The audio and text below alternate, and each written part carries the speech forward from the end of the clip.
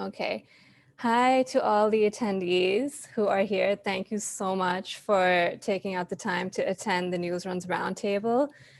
Our topic is exploring the minority experience in regards to the experience of minorities in Pakistan and abroad. And we have 4 amazing speakers here with us today who are student representatives at their respective universities in North America. And we're going to be diving into this conversation while covering 4 prompts.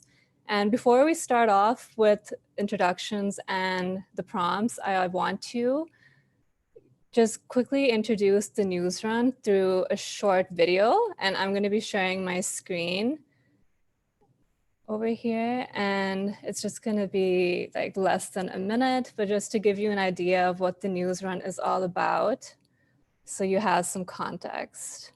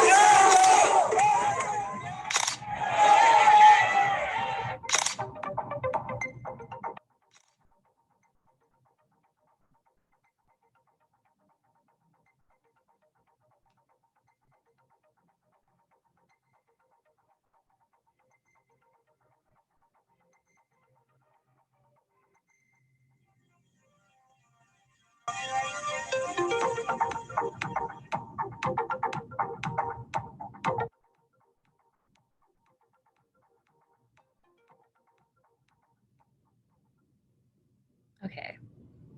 Did you guys hear that? All right. All right. So I'm going to start introducing the speakers. Let us. Okay. So we have Leila Tokyo. Did I pronounce your name right? Leila. Leila. Leila is a senior at Harvard. She's studying the history of science, Near Eastern languages, and civilizations. She's also part of the Harvard Pakistani Students Association and served as president in 2019. Most of her work on and off campus focuses on youth development and the Shia Muslim community. She finds inspiration from Urdu poetry, Islam, and all the wonderful people she feels blessed to be surrounded by. She currently lives in Sacramento, California, and she spent the first 12 years of her life near Sahiwal, Pakistan. And then we have Stenor Koso. She's from Holyoke College, which is a fellow sister school of mine. I went to Smith, by the way. And she's representing Holyoke's Pakistani Student Association, which is called Kuch Karo, and Pakistani Students for Change. She is majoring in psychology and education with an interest in clinical mental health counseling and psychotherapy for South Asians. She grew up in Karachi, Pakistan, and lived there for 18 years before moving to the US for college. She's currently in Karachi, though, due to COVID-19. And along with her interest in mental health, she's also passionate about art, travel, and social justice. And then we have Iman Ghazi, one of the co-presidents of the PSA at McGill University in Montreal, where she studies microbiology and immunology and is on the pre-med track. And she was born in Karachi and lived there until she was 11 when her family moved to Mississauga, Ontario, and that is where she currently is. And outside of school, Iman likes to play the guitar and go on hikes up the mountains, and she likes to also introduce her roommates to Desi food and music. And then we have Iman Iftikhar. She's a sophomore at Yale University, double majoring in history and economics. No pulling. And she is involved with the Yale Debate Association, the Yale Women's Center, and the South Asian Society, just to name a few. She's a political chair of Yale's for Pakistan. And in her free time, Iman says she likes to make long-winded lists of ideas she can write about, which do occasionally surface in her work with the Yale Daily News and the Politic at Yale. And she also puts together quarantine outfits and fusses over how much she misses home cooked meals on campus, which is, I think, something all of us have done at college. So you guys, you are a group of extremely well-rounded powerhouse women. We are so happy to have you. And now I'm going to kick off the first prompt, and we can start with Iman, and then we'll just go around, and then all of you are going to have a chance to speak about the topics today. So I think it was extremely fitting to start off with our favorite quote at the TNR by Maya Angelou. And the quote is, "Do the best you can until you know better. And then when you know better, do better." So what does this quote mean to you as a student associated with the Pakistani community? And can you share an experience, if any, of unlearning unconscious biases against a minority group? Yeah, for sure. So in terms of what the quote means to me, I think the best part of the quote that I sort of really resonated with was this idea of knowing better. And I think that a part of knowing better is listening. And I think one thing that I've contended with this past year a lot is just having more of an open ear towards other communities and really listening for what other people are telling you as a mechanism of knowing better. I think that a lot of times this idea or contention with learning something new or just realizing is something that we think of as like an active practice in like speaking or attending events and stuff like that. And I think that we sometimes forget that one of the most basic ways of creating community, of creating engagement, is just sitting down with people, stop talking and just like listen to what other people have to say. And I think that that's what that means to me as like that. When I heard that quote first, I was like, oh yeah, knowing better is always like a practice in allyship. And I think that that practice in allyship is best curated through listening. In terms of an experience of unlearning a bias against a minority group, I think that one thing I learned about when I got to America, which I think is just untold in histories as we learned them in Pakistan and also generally all over the world, is like indigeneity and the way that it's practiced in America. I think that often enough, there's this expectation of like terra nullius in Pakistan as well, where we think that the American dream was conceived of by white people in America when they first got here and Columbus discovered like this free country that was just lying around for like occupation, right? And I think that that notion of like that the need for retelling indigenous history in ways in which it's written by people, the way in which it's written by Native American people that were here and were colonized, was something that I first learned about when I got to the US, and something that I just did not know was a big deal. And I think that also lent itself as a way of self-reflection into what Pakistan was and what Pakistan was before the 1947 partition. I think our understandings of Pakistan are very much illuminated by our understandings of modern day Pakistan and the Sunni Muslim Pakistan that's been curated. But there is an indigenous telling of Pakistani history as well, where you have multiple communities that existed and lived and thrived and coexisted in a pre-partition Pakistan. And I think that that's something that I've learned a lot more, the need for retelling indigenous stories. That's a great answer. And Iman? McGill. There are two Imans here. Oh, yeah, of course. Sorry. Well, okay, so I have a very similar experience. I think this quote to me means two different things. So certainly starting off with like a much like regular thing, it means that like we sometimes do wrong because of our ignorance or inexperience, or even like willingness to overlook certain things simply because we didn't know better. And then once we have learned more, we show a certain understanding and improve on our past actions. Essentially, we almost make up for our not knowing before. And I guess the most common way to use this phrase would be for someone who has, grown up in like a very bigoted environment, or acted a certain way as a part of their surroundings. And they were like only exposed to people that thought the same way as they did, and so they were normalized because they were like, this is the kind of thinking that's like normalized to people around me, and I don't really need a different opinion. And then once you grow up and you think about different opinions, once you're exposed to different like realms of thought, you're able to outgrow this prejudice that you had and almost do better. And then the second part is more personal. It's because I tend to have a guilty streak in me, where I feel bad for certain things that I've done, even though I didn't know better. And it's almost comforting to because this quote almost provides the idea that like even though you didn't know better in the beginning, now that you do, you are welcome to unlearn the bias and the prejudice that you grew up with, and essentially make up for what you grew up learning. And you know, it's like, hey, the way I used to think isn't okay anymore, and it harms the people around me, and I can change that, and I can do everything in my power to change that. And then, for example, I guess an experience of mine is that I grew up in a very sheltered environment, as I'm sure most of you did. I grew up in Pakistan until I was like 11 years old, and I never really saw anyone who had very different opinions than I did. And then even in Mississauga, you're often surrounded by people that have the same experiences, so you never really are exposed to different people. And so I always thought that, like, okay, being in Mississauga, I am a minority, I'm Muslim, I'm Pakistani, you know, minorities can't really be racist, right? It's that idea that, you know, I can't be racist if I'm the one being discriminated against in the first place, you know?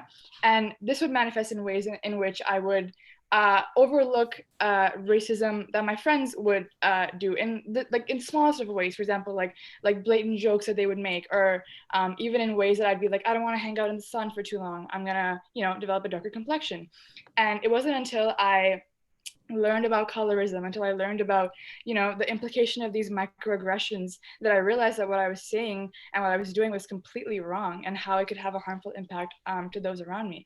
You know, and I understood that the perpetuation of these beauty standards and these stereotypes is a manifestation of our internalized racism, and that I had to make a conscious effort to break this cycle and internalizing these things, and like I needed to speak out, you know, to make a change and to make a difference. No, that's actually quite relatable. I'm just going to comment on this quickly as well, because I feel like when you see examples of colorism or like inherent racism, which people in your own family often just comment on as a joke, like especially when it comes to complexion and skin color, I think there's so many times where you just let it go because you think, oh, these people are older, they're from a different generation. But I feel like it is time to actually just stop and try to explain that, you know, there are certain things that are not appropriate or okay to think or say. So yeah. I feel like we also need to play a part in helping the people we love, as hard as it may be, to confront them about this, like help them and unlearn their own inherent biases. Exactly. Yeah. So Leila, let's move on to you. I think for me, like a lot echoing like a lot of that already has been said, but just want to move it forward to like the do better part. I think inherently, like a lot of times we know what is, you know, like if we are doing something wrong, you just know it inside that it is wrong, but it's like, what do you do about that? Or what do you do about like after you've read something, or after you know a certain thing, or you've attended an event, then what do you do with that information? And I think that's the part that like I know like I have to be better at, and I know like that's also like something that we have to be better at in our community as well. And Iman had mentioned in the like the intro, right, like the localized and localized work, and we like I feel like are terrible at that. And I think a lot of like our the things that we learn, a lot of that has to be channeled into that work. And as for like the unconscious bias, I think that is like, even as a Shia Muslim, I kind of grew up with the idea of Pakistan being a Sunni Muslim state. So this like idea of homogeneity, and Iman from McGill mentioned, right, like when you are a minority, you forget that like you also can be the oppressor, and we forget that being in the diaspora here, like because we are in the minority, we think that we can't do anything wrong, and because we live in like a heterogeneous society here, we like Pakistan becomes a homogenous thing, where like whatever we believe in is like projected onto other people. And I think that's something that we all have to learn, especially in PSAs. Because of that, like our events end up being either cultural events or they're focused on like one version of Islam, and it's just like, I think that's where that unlearning has to go, that Pakistan is so much more than just Sunni Muslims, or so much more than just like Punjabi speakers or like Urdu speakers. Yeah. Yeah, I saw all of you nodding along to that, so I'm assuming that this is something you can all relate to. Okay, and Sonor? Yeah, for me, this quote was a lot about committing yourself to education and social inclusion. And I think that it can happen in such simple ways. Just like asking someone their preferred pronouns or their preferred name, or making an effort to pronounce their name properly. And it seems like such a loaded statement, right? Like when you say, like, I'm advocating for human rights, or I'm advocating for social inclusion, it seems like something so grand, and it is. But I think that it happens in such small steps, and it's easy to dismiss it as something that's beyond your capabilities. And so I think with this quote, it says, like, you should foster that basic human empathy for one another. And that's okay for a while, but once you know better, you have to shift from what you practiced before, because I think that we can excuse someone who is ill-informed or not educated about something, but if they act upon it despite being educated, that indicates to me personally malice towards that group. Because if you just don't know about it, then that says something different. But if you do know about it and do it anyway, that to me is a little bit different. And I think about unlearning unconscious biases. I grew up in Karachi, Pakistan, and I went to high school here. And people would use LGBTQ plus identifiers as insults. And that was something that a lot of us did as kids. And it was dismissed. It wasn't really questioned. It was just like, I don't want to be called this because it means something bad. It's something pejorative. And I really had to unlearn that when I came to the US, because I was confronted and conflicted with the idea that, this person is owning this identity that I have historically known is bad. And, in my home country, this identity is supposed to be a bad thing. And I really had to confront that and grapple with that and see what I could, make of it. And I was lucky to have friends who educated me and helped me kind of, see what was appropriate and what was inclusive. And so, yeah, I think that this quote talks a lot about learning and committing yourself to learn, because I don't think that other people should have to teach you. I think that you should be committed to educating yourself. Yeah, that's a really interesting comment, actually. We will get into the Black Lives Matters movement later on in one of our other prompts, but that is a comment that did keep coming up. Like, people were being encouraged to educate themselves rather than ask, like, their friends who are in that community to teach them. So that's a really good point. And it's just like, it's appreciated more when people make the effort to teach themselves, especially when they're aware of the fact that they have inherent biases.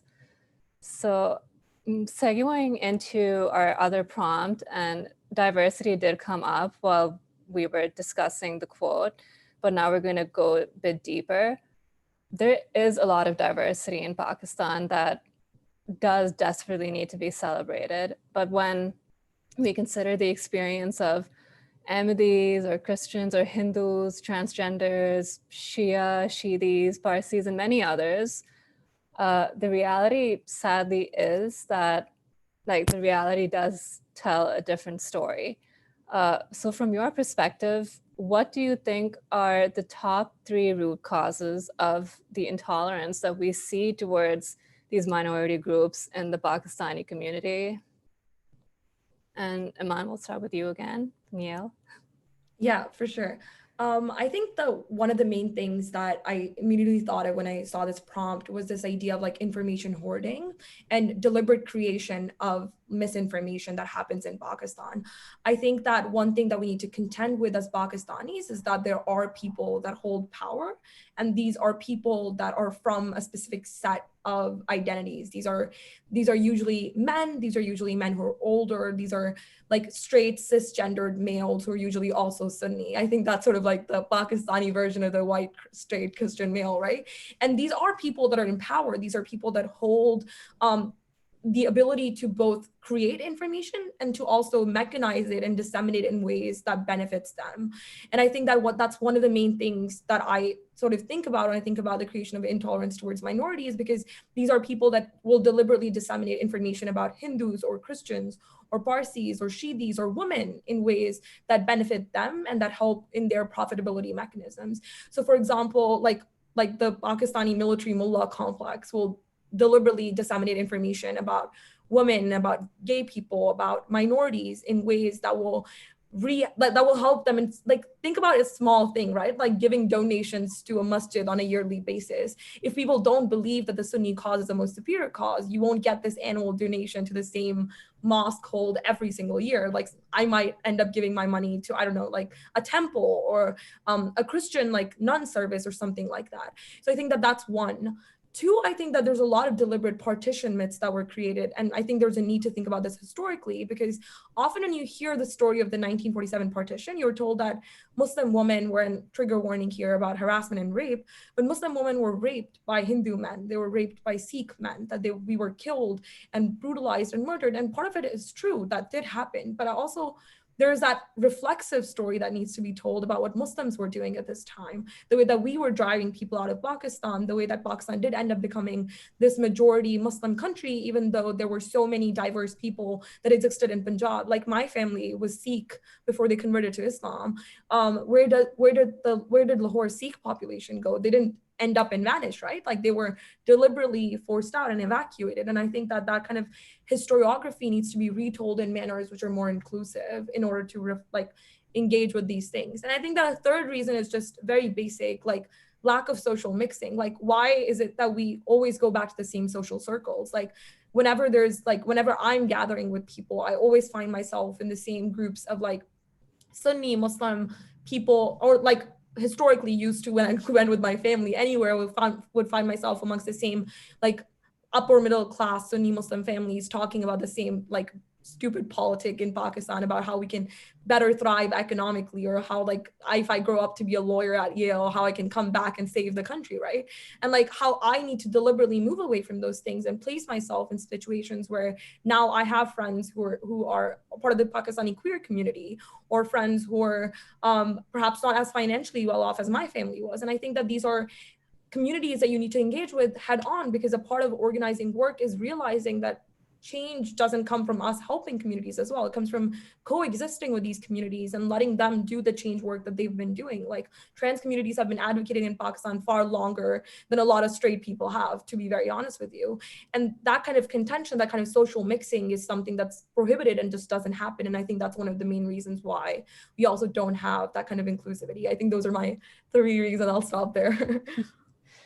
No, those are some really important points, and I don't even know if a lot of people have considered that, but it's interesting to hear how you're, especially after partition, that I think what you're trying to say is that Pakistan's minorities were overlooked in a way, and that's really interesting because from an international perspective, when Pakistanis move abroad, I feel like that community commands respect, and then they don't appreciate it when other members of the community are overlooked or mistreated. But then the same thing is happening to minority communities within their own country of origin. So yeah, I feel like there is definitely a contradiction there.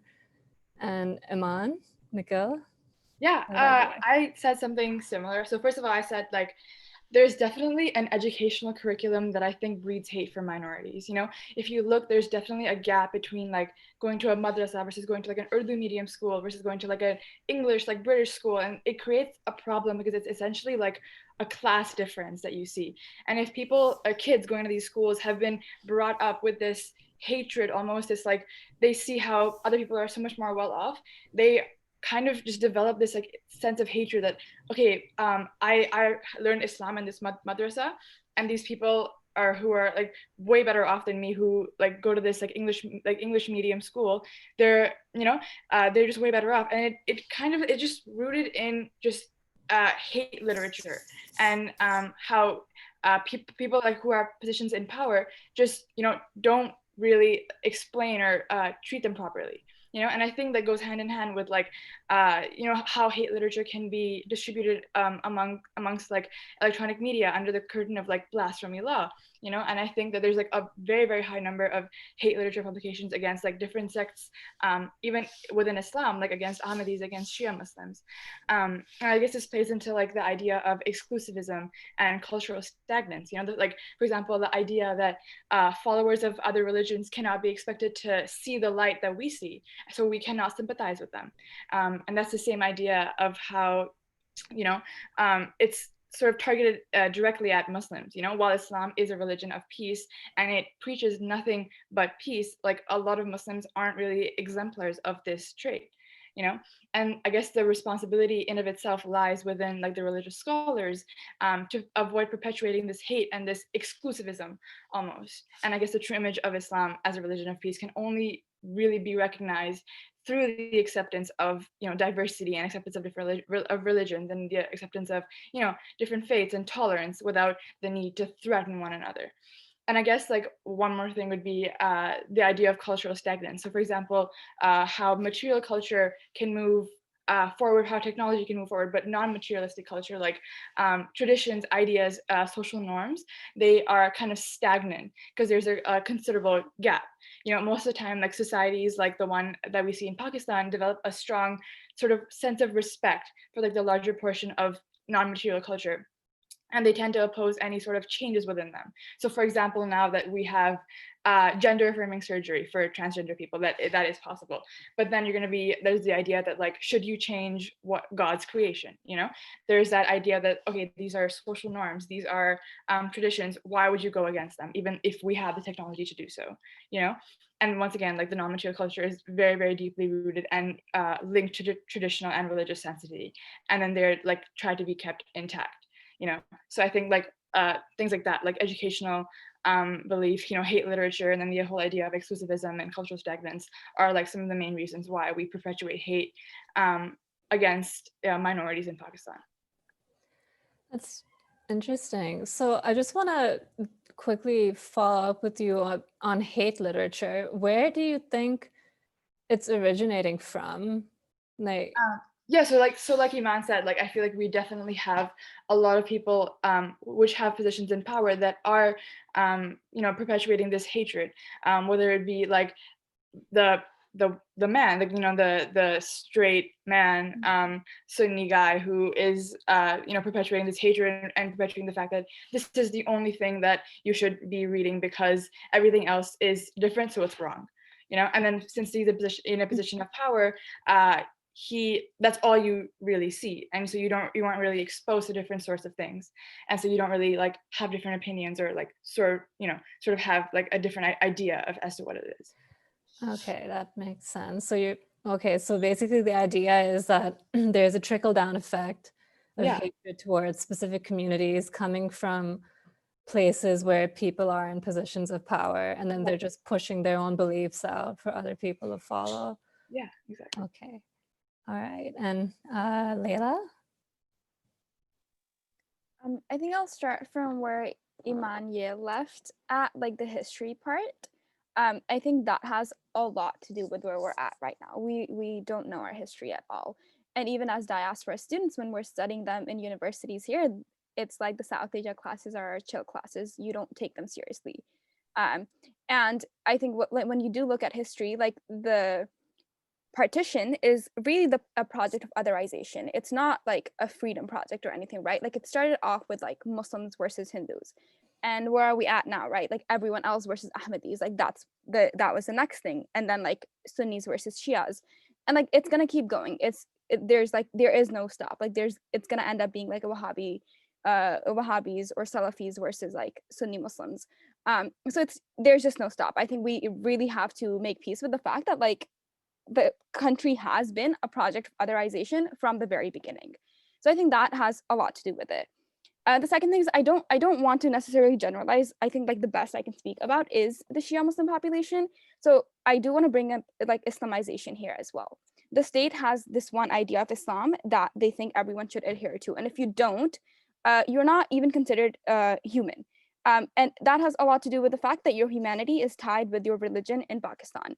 because Islam is such also like an outward practicing religion, that you really have to conform to whatever the state think Islam is. And that, you know, like as we all know, has a lot to do with Zia al-Haq, but also before that too, right? Like Bhutto was the one who like during that government was when like Ahmadis were declared non-Muslims. So like a lot of this started way before like Zia. A lot of times we like tend to blame him. And then the last thing is like a complicity from everyone else that you know, just isn't saying anything. We put the blame on the state, we put the blame on the mullahs, and rightfully so, and obviously like the military too. But then there's just so many people who just won't say anything about it, right? Because they don't want to lose their freedoms. And we had an event with Harvard PSA about a month ago about the Shia marginalization, especially with everything that was going on in Muharram. And one of the things that a panelist said was that, you know, when they first came for Christians, we didn't say anything. So they were partly blaming themselves that like now that they're coming for Shias, no one is saying anything. And that's precisely the reason why we don't say anything until they come for us. But we just really have to make peace with the fact that like in Pakistan, they will come for everyone, because like that's like the hatred is ingrained. Yeah, so those three things: Islamization, complicity, and just not knowing our history. Wow, no, you clearly have studied this subject really well. And I also think that it's really, I'm really interested to hear that you brought up the political history as well, because that part about Bhutto adding that clause about Ahmadis to the constitution, I feel like people don't remember that usually. Like, so I think our attendees learned something new today, because normally that religious intolerance is tied to Zia al-Haq's regime, but like there was some traces of it before him as well. So Sinora, what about you? For me, I think that my three kind of causes would be intolerance, social taboo, and media and authority presence. And I think that I'll speak a little bit about all of them because everyone else has covered everything else. But I think that for me, I'm a big believer in the transformative power of education. And I don't think that this necessarily means formal education, but also the hidden curriculum that teaches kids to share and be kind to one another. Like from the very foundations, we're teaching kids to interact with people who are different from them. And when that happens, you foster that empathy, because when a child has to play with someone who is different from them, they stop looking at the ways in which they're different and start looking at the similarities. If I have to do a project with someone who is different from me, I'm going to bond with them over that project. I'm not going to focus on the fact that they are somehow different from me, but that comes through education. And I think that obviously in Pakistan, the educational infrastructure is extremely lacking. I come from interior Sindh, my family's from there, and the educational systems in place there are horrific, especially for women, especially for girls. And that is, to me, the first place where those differences are really apparent, because I've been there and I've been to their schools, and the few girls who do go to school, all of them are Sunni Muslims, the Shias, the Hindus, everyone else is not allowed into those schools. And it's because they teach an Islamic curriculum. So what do you do when you basically don't believe in that Islamic curriculum, or if it's a different version of Islam? And so there is that othering, like everyone talked about, and especially Leila talked about, that happens in the classrooms, and you reinforce that as a kid because kids don't know any better. And when you hear your teacher or your parents or elders or people you look up to saying things like this, that gets ingrained into you, and you kind of soak it up like a sponge. And so that is one of the things. I think another thing is the social taboo. I think it's really hard to have difficult conversations with people in Pakistan and Pakistanis abroad. I think that everyone is very comfortable in the way that they are living. It's easy to overlook issues like this. And I've personally had people, like when I'm trying to approach sensitive topics, they'll say, you can't change things, this is the way it is, you know, and that kind of stops any further discussion from being had. Because when you try to educate people about, you know, maybe you need to be a little bit more inclusive, maybe, you know, you need to be a little bit more empathetic, those conversations are sometimes seen as disrespectful, specifically when they come from people who are younger, people who are a little bit more informed because of technology. It's not exactly a generational thing as much as it is that younger people are just more connected to information through technology. And I think that even though people aren't ready for those conversations, it doesn't mean those conversations aren't important. And so, you know, for example, when talking about rape and sexual assault, me personally, I've had a difficult time bringing that up with adults and, you know, men especially, because sexuality and sex is just something so taboo in Pakistan.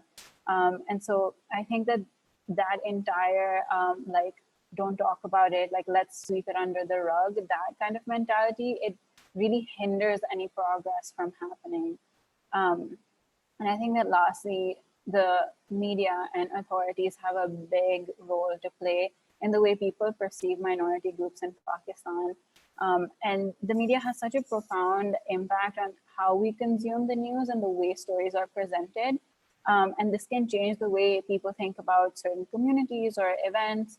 And the authority figure in Pakistan, be it someone in the army, in the police, a mullah, a politician, they become this unquestionable truth teller, because we're brought up in Pakistan to not question and search for the truth ourselves, but more of a blind acceptance of whether it be faith, whether it be culture, whether it be anything.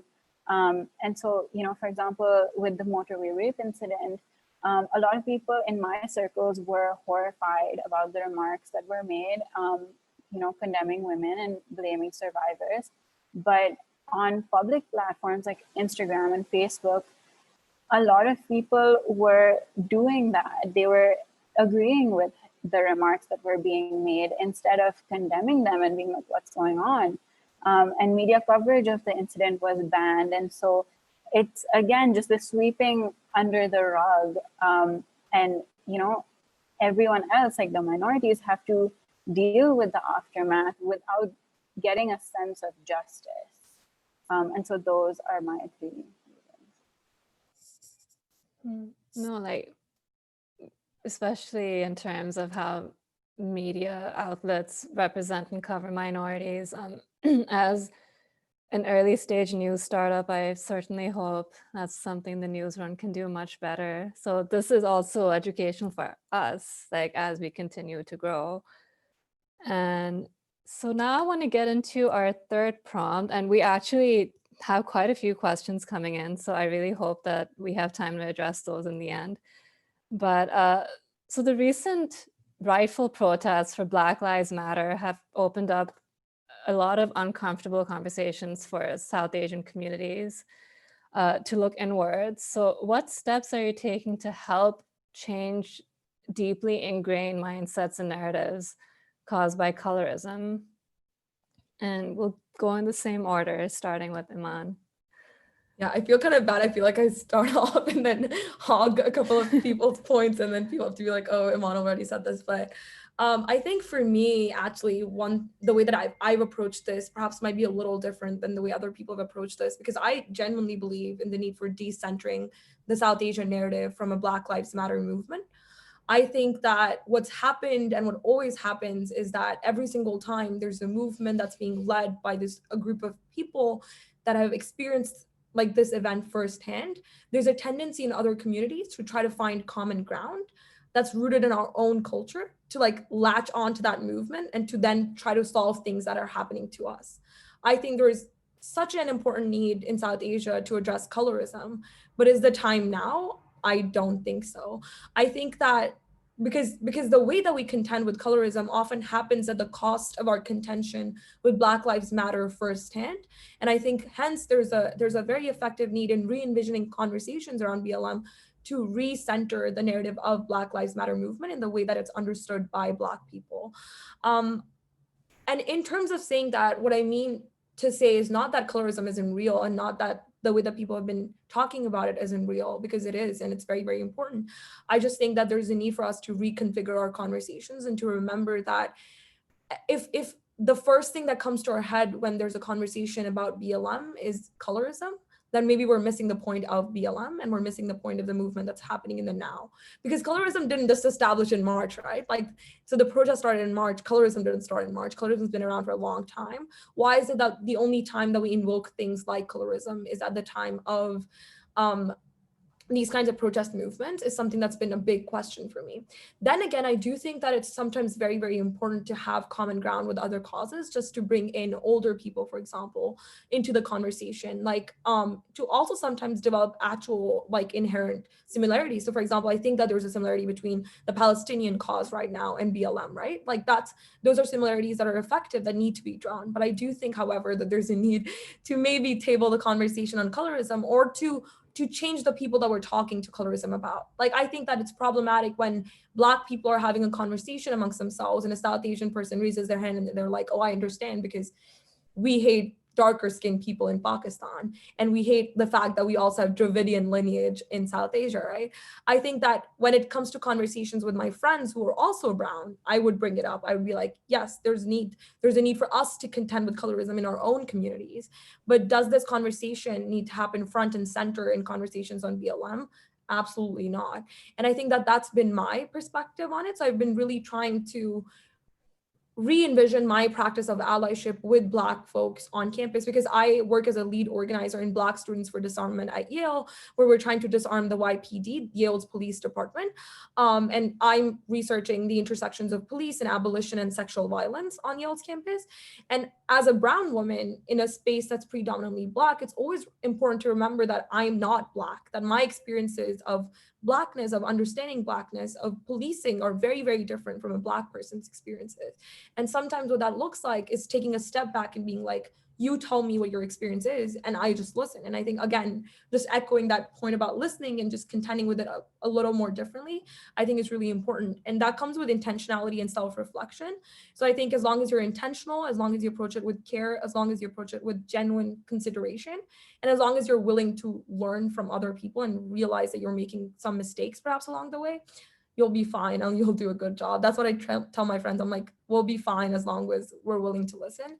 And I think that's been my approach with it. Yeah, no, I think very solid point about differentiating the South Asian experience from the Black experience. And now let's move on to the other Iman. Yeah, I totally agree with what you just said. And I just think that like we just need to be able to accept the fact that there is a problem in our society. Like we are inherently racist, you know? Like we've been brought up in such like an environment where colorism is like rampant, that like it's so deeply ingrained in us that like I said, when I was growing up, I didn't want to go in the sun because I didn't want to like my complexion to get darker, you know? And it's one of those things where like acceptance is like the first part of, you know, making a change or making a difference, you know, accept that I did act in this way before, and now I need to do everything that I can to unlearn this prejudice, unlearn this bias, and sort of, you know, make up for what I did. And so with that being said, education is everything. Taking the time out of your day to educate yourself, you know, explain to yourself, explain to others, you know, when you are a part of conversations where people are perpetuating these stereotypes and these, you know, explain to them, like your words have consequences, you know, like you can have a harmful effect on others, you know. Like for me personally, like let's say I've gone to the protests, you know, I've signed the petitions, you know, I've emailed, you know, whoever I've needed to email, but my mom, for example, is not going to do that, right? So the way that I can start is I can, you know, start by explaining to her the harmful things that she says, how they can have an impact and a consequence on other people, and then consistently doing these types of things around our family, you know, calling them out, calling out our friends for what they say. And I think eventually we will make a difference. Like eventually, I hope and I pray that there will be a part of a change. And honestly, as part of PSA, I hate to say this, but we are a little bit lacking on this front. And I really, really want to like incorporate more things that we can do as Pakistanis and as, you know, as allies to the like Black community to do more, because I feel like we have a platform and we can use our platform for good, and, you know, to explain and to understand how there is colorism that is rampant in our community. And, you know, we need to voice our concerns, and we like need to make a change, because it's not okay, you know. So yeah. And again, everyone's nodding along. I feel like all of you on PSAs, you can definitely relate to each other here. And Leila? Yeah, definitely on the PSA front. Like we've had some difficult conversations and we've assisted with some translation material, translating some of the pamphlets and flyers into Urdu, but like nothing beyond that. And a lot of that had to do with hesitations that Iman mentioned earlier too, right? Like we don't want to make it about fair and lovely or things related to that when like the movement to center here is the Black Lives Matter in the United States. So like that was a big hesitation, but then there are obviously conversations to be had about like the Shia population in Pakistan, the caste system, the internalized racism that we all hold, so like those are conversations that need to happen regardless of like what's happening in the United States. And I think that's something we also have to talk about in the diaspora community, that Pakistan isn't just a place that you go to visit in the summers, or like it's not about just like mangoes. It's about like all the diversity that exists, and like just because a Black Lives Matter protest is happening here doesn't mean that you start like that pushes you to start a conversation in Pakistan when you know that all of these things have been happening for decades. So like there has to be a focus there. And then I think sometimes when like because this is happening here, you're stuck in between where like you're not doing anything to make anything better here because you are so busy relating it to South Asia, but you also aren't doing anything to make it better at home because you don't know the local communities, so then you end up not doing anything. And I think that's like that has to be thought better. Like if you are here, what are the minority struggles here that you have to stand with? And as a Pakistani in the diaspora, what are the minority struggles that you have to stand with in Pakistan? And that's work that you have to do all the time. That is not work that like just because it's being highlighted on social media at one point, like is that when you do it. But then like I know everyone ended on like a positive note of like affirmations, and I think I also do want to end on that. I am home because of COVID, and the joy of that has been to like also like as I'm witnessing everything is that like this is the first time like my mom and I have sat down, like whatever she sees on Facebook, whatever I see on Twitter, we come together and then we talk about it, and it's nice, and like we're both unlearning, and it's like it's just such a joyful moment that no matter how old you are, no matter how young you are, like unlearning is possible. And it's just nice to have that ray of hope, no matter what's happening around us. And so it's really nice that you tried to end with an affirmation as well, but the points you made before that also did need to be said and they were valid. And Sunur? So I think I'm going to take this in a bit of a different direction because I was in Pakistan when the Black Lives Matter protests were happening. And so I feel like I do have a little bit of a different experience just because I was here and I know about what the community was doing here. And so I think that just as a community, South Asians and Pakistanis have a lot to unpack when it comes to colorism. I think that while I was here and when all the protests were happening, I felt really helpless and I felt like I couldn't do anything because I was in Pakistan and I wasn't even aware of the Shia community in Pakistan. And that's when I think a lot of people started picking up on, becoming more aware and having more conversations like this in my circles. I've had a lot of conversations about this with my parents, with my grandparents, with a lot of, people around me, my friends. And actually, I feel like people now, because of this, are more willing to call people out or call people in. I like saying call people in because I think that comes from a place of love and compassion. But I think that it's interesting because I grew up here and maybe this is a little personal, but I am a darker skinned woman and I live in Karachi. And I distinctly remember at the age of 13, I really, really wanted to get Fair and Lovely because I was like, all my friends are a lot fairer than I am, and it's not fair. Like I don't like it, and I think that I'm not beautiful. And I didn't say this to my mom. I said this to my grandmother, and she immediately shut that down. And she was like, "Don't you dare! Like that's not happening." And so that was when I started to question things, but a lot of people haven't had those experiences. And, you know, like me and other friends who are a little bit darker were still bullied, and all of these things did happen because of colorism.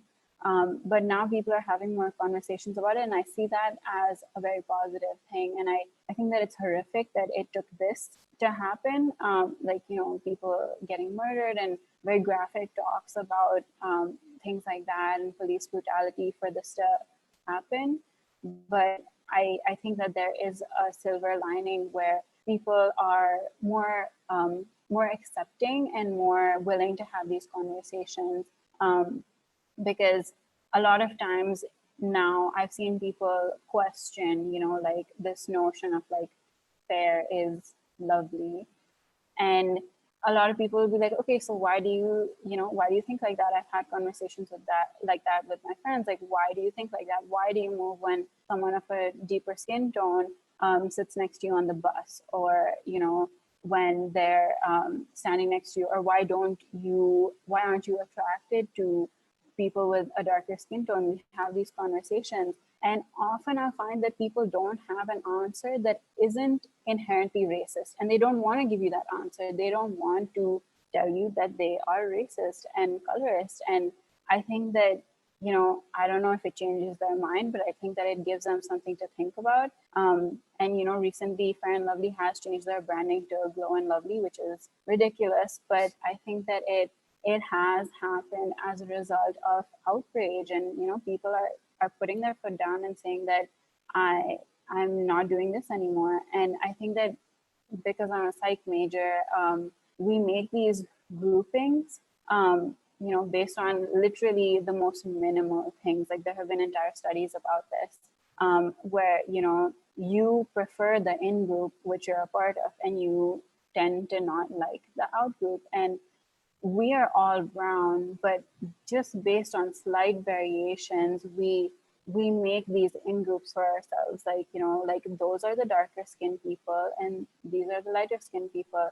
And I think that this is what needs to be challenged. I think that's the first step to try and fix this problem within the Pakistani and South Asian community, because you don't necessarily have to equate fair with being beautiful or whatever, you know.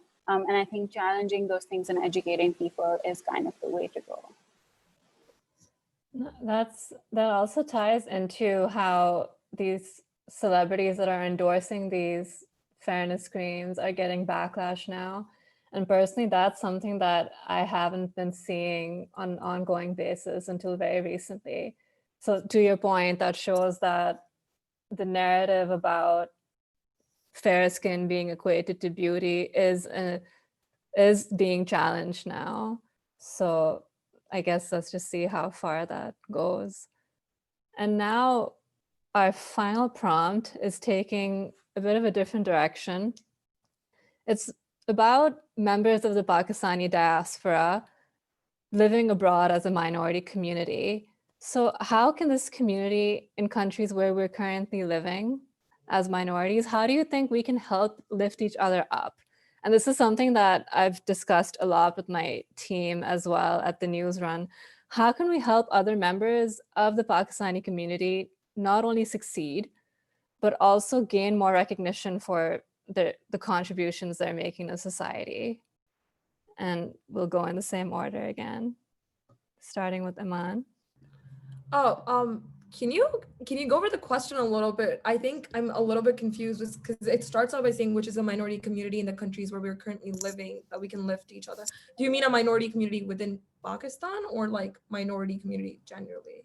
So what I was trying to say is that when we're abroad, like, we are minorities outside of Pakistan. So we've been having a lot of conversations about how Pakistanis abroad within their community can help lift each other up, celebrate each other's accomplishments, or just help each other in terms of like their professions or their civic engagement, or just ways to, like, in a way help the community shine. Because I feel like there are so many accomplishments that Pakistanis living abroad are making, but they're not really being covered a lot in the media or not really being endorsed by other Pakistanis. So that's what I was trying to say. Does that make sense? Yeah, I think maybe this isn't the response you were looking for, but one thing that I will say is that I think public praxis can't be done with the intention of it gaining public knowledge or becoming popularized. I think that for me personally, I think if your work is intentional, if your work is deliberate, and if your work is good, people will catch up on it. Perhaps not the people that you expected to catch up on it. Maybe perhaps it won't be picked up by Geo News or like Airby or something. But I think that the people that need that work the most will hear that work happen in of itself. And I think that that's one thing that Pakistani diaspora communities haven't done as much. I think that it would be unfair for us to claim that we do as much legwork as a lot of other communities do in the diaspora community. And this is my own personal experience. Perhaps other people have like different things to add to this. But I think that we've sometimes as Pakistanis forget the kind of practices that we have in Pakistan that can be very, very, that can generate communities of care, that can generate mutual aid work that needs to happen, for example, right now. And I think COVID was a great time to, for example, analyze this. When you think of COVID, I think a lot of communities are now teaching us ways of producing care, of generating networks of love and support and mutual work. And I think that that's stuff that Pakistanis haven't contended with as much as other people might have. And I think there's good examples of these. So for example, when the BLM protests were really breaking out in New York City, the Sikh community started langar practices again in New York. And this was a really big thing that happened. The New York Times covered it for the first time. And they were just distributing food because that's something that's embedded in Sikh culture. Or the way that Latinx communities in America have started community fridges. So one big thing in New Haven, for example, is that every other street, we have a fridge where you can put food in for people that are homeless or that might not have access to these kinds of items for themselves. And I think there are practices like this that are present in Pakistani culture, practices of care, of giving, from something as simple as like when you make food, you give it to your neighbors, you send it to your neighbor's place and they send something back. I think that type of stuff is stuff that we perhaps don't engage in as actively in the diaspora as I would like, or as I would like for us to do. And I think that once we do it with that kind of intentionality, it will be showcased. But I also do think that there is a need for showcasing work that happens in the diaspora. And I think that part of that will happen when we look for it. I think there's a need in Pakistan to do the legwork of looking for the work that's happening. I think we need to deliberately search out people that are doing this work, because again, mainstream media won't talk about it because they have no reason to highlight the stories of Pakistani women, or to highlight the stories of trans people, or to highlight the stories of how Shia communities are coming together every Muharram to feed so many people. They have no intention, they have no reason to do it because that won't help them. So then the rest of us need to go out on and look for these stories because we have the privilege to tell them. And if we have the privilege and the space and the ability to retell these stories, we also need to put in that legwork of going out and really finding these stories, because there's no vessel for them to be told otherwise. And I think that that's the way that they can perhaps be told a little bit better. Okay, that is definitely in line with the prompts. So your answer was, don't worry, your answer was on, it was a good answer. And you guys, we are almost at the hour, so we might go over a few minutes. I hope that's okay, because I want everyone to get a chance to answer the prompt. So Iman? Yeah, okay, so I'll say something like completely different. I just think that like even within PSA, like creating a culture of like camaraderie, like, you know, helping each other out, like lifting each other up is super, super beneficial. Like I have the funniest example. So last year, we have like a group chat with like all of our whatever executives and stuff. And we were like, guys, let's like endorse each other on LinkedIn for like the same skill. Like it's so lit. And it's like, it's kind of that thing where like you help each other out and you like lift each other up. And it's like the smallest of things that just make a difference, you know. It's kind of like it creates a sense of like community, a sense of like family essentially that we want to develop like at PSA itself. And then again, like using our platform for good, celebrating our culture, being very like vocal about all of our issues. So my co-president Asma and I, we started this thing called PSA Chai Shai, actually this semester this year. And we hold 20-minute interviews with individuals that are doing great things. So for example, our first guest was Words in Urdu, and they basically are an Instagram account with like a huge following, and they promote, I'm sure you guys probably already know them. And it was a lot of fun to just interview them and to use our platform and like share their experiences and like share like behind the scenes of like people that are doing great things in Pakistan. And so I just think that like small things like this just create a sense of like culture, create a sense of like community and a home away from home, essentially. So No, I love this, guys. No, because even with the NewsRun, like that's something we're really trying to do a lot. So this question was also our way of, seeing how we can present and like spotlight the Pakistani community. Leila? I'll also go ahead and take it in a different direction about like how do we uplift each other.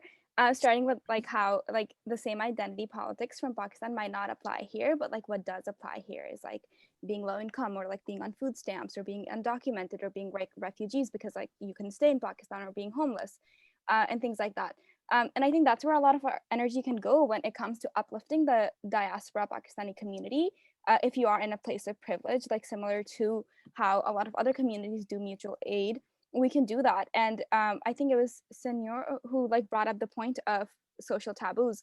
And a lot of that is still a social taboo when you speak about it here. Like if like my dad at some point was doing like a job of like being a security guard here, and like in Pakistan that's like jockey that like no one like values that. And I think a lot of that translates here as well. Like if you are on food stamps, people are hesitant to talk about that.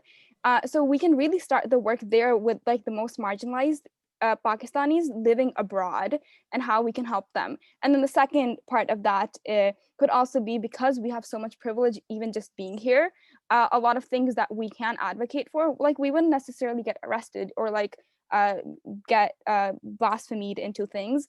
So like we can like figuring out how to like stand in solidarity with the work that's going on there, like the Progressive Students Collective, like all of that had happened. Like how can PSA stand with them? How can PSA stand with Aurat March? Or how can PSAs stand with like the missing Balochi people? So I think those two things, right? Like the marginalized people here that are struggling to make home for themselves in a whole new country, and then still like using our privilege to advocate for the most marginalized at home as well. No, that is actually, I'm glad you brought up that different perspective as well, because it's important. Also trying to help other Pakistanis who might be feeling marginalized living abroad. And that's definitely something that we should all pay attention to. And Sanoy? So I think that what I have to say is like a mix of what everyone has already That's great, said. like different perspectives, like that's wonderful. Yeah, because I feel like that, I mean, I always look on a very individual level. And I think that I haven't had much experience with the Pakistani diaspora community, but the limited I feel like there is this shared culture and history. I find it easy to get along with Pakistanis because there's always something to talk about, but I feel like we pit each other against each other. And I think that in turn collectively brings us down as a community. And, we can find very nice friends in one another, but we still compete against our friends and, against other people within the community. We celebrate when our sisters get jobs, but not necessarily when someone else in the community gets the same job or does the same work that someone close to us might have done. And I think that, I would invite and kind of challenge everyone to think about, when those circumstances arise, it is really adding value to the Pakistani community as a whole, whether or not that comes at the cost of your job opportunity or whatever it may be. I think that we do need to stop pitting against each other and othering each other based on, religiousness or different religion or social habits or family background or, on and on. I don't think that that should matter, but it does when we interact with other Pakistanis. And I think the only way to build each other up is to do that together, and realize that these differences are really arbitrary, and form a nice cohesive network that is professional and personal to support one another. And we want the best people on our team. We're all Pakistanis, we're all in this together. And I think that it's time to extend that to the entire Pakistani community. That's a great note to end on, Sanur. And now we are over time, so we unfortunately aren't going to be able to get to some of the questions that the attendees asked, but it was great to see the level of engagement.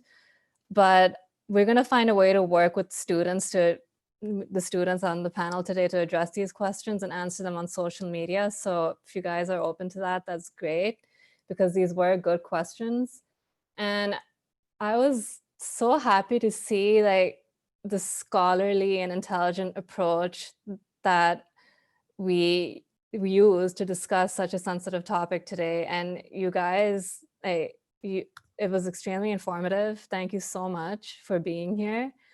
And I'm really happy that we got to have this conversation on the NewsRun's platform as well, because we want to continue encouraging this kind of discourse. And I hope you felt like you could comfortably express your opinions here today in a safe space. And now I think what I want to do is just share the NewsRun's link in the chat here for all the panelists and attendees, because for future roundtables, we will be discussing topics that are covered in the newsletter as well. So I'm going to drop this here, and thank you again, you guys. I think let's just wrap it up now, because I know you're all really busy. So thank you so much. And attendees, thank you so much for taking out the time on a work day. So do you guys have anything else you want to say, or are we good to go? Just that it was very wholesome, and I'm really glad it was all women. Yeah. I love this. Thank you so much for this. Yeah, thank you. Yeah, you're welcome, guys. Thank you again for your time, and I'm really looking forward to having future roundtables. And let's keep this conversation going. Okay. All right. Yeah, Bye. thank you. Bye. Thank you.